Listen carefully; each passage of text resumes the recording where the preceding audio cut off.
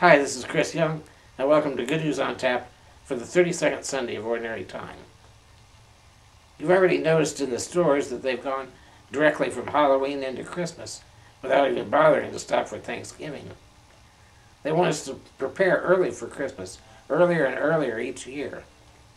And while many people bemoan this trend, when I look at this week's readings, I see even the church is already hinting that Advent and Christmas are very near.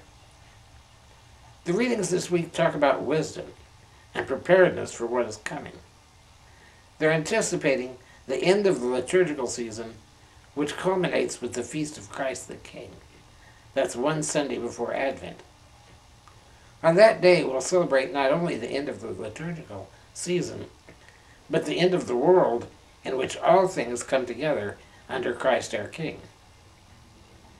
All of the readings this week talk about longing for something that's coming and being vigilant and wise and prepared when it comes. If we read the scripture in any other context, we could say it's just a simple longing for God or longing to be safe in His protection. And while that's still valid here, in the context of being just very near the end of the liturgical year, we understand these readings are also about the coming of God at the end of time. Now, despite the misguided attempts of charlatans and just plain ignorant people who think that they can predict when the end of the world is coming, wisdom tells us that we cannot know when the end is coming. We can only know that it's inevitable. That's true not only for the end of the world, but for the end of our individual lives as well. It was just a few weeks ago that we commemorated the 10th anniversary of 9/11. Now, on that day 11 years ago, and before that, September 11th was just an ordinary day. And September 11th, 2001 started out as just an ordinary day.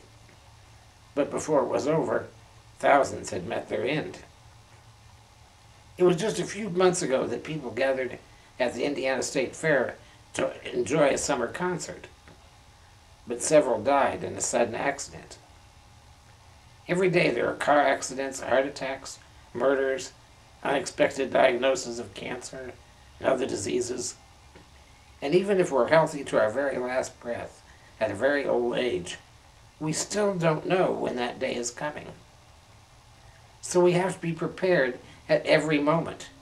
We have to be vigilant, but not like the 5 foolish virgins in today's gospel, who were only half prepared. We have to be like the other 5 wise virgins who were prepared for a long wait or a short one for when the bridegroom was coming. Now, even though the Old Testament readings this week are not about Solomon, I can't help but think about him as the gold standard of biblical wisdom. When Solomon was anointed king, God promised him he could have whatever he wanted to help him rule. Solomon asked for wisdom. I've always thought it was ironic that the fact that he knew he needed wisdom in some ways meant he was already extremely wise. It's strange. The wisest thing that you can do is admit the limits of your wisdom. And that's what the wise virgins in today's gospel did. They didn't know when the bridegroom was coming, so the wise thing to do was to be prepared for anything.